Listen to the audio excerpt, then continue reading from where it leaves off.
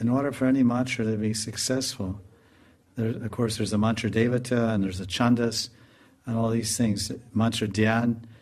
You have the mantra, but then you need the meditation that goes with the mantra. It's called mantra artha dhyan.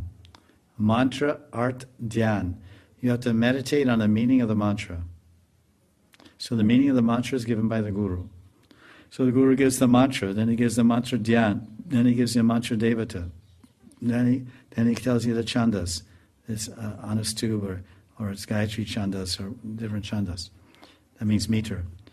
So these things will be received from Guru. So when you're chanting the mantra, that's why I said, your mantra to Guru Sakshat, Swayam Hari Vallabha, Swayam Hari. So the mantra is the Guru, and the Guru is in the mantra. So when you chant the mantra according to the instructions of the Guru about the meditating on, there's the mantra, then the mantra devata. So you meditate on the mantra devata, then while chanting, first you meditate on the mantra devata.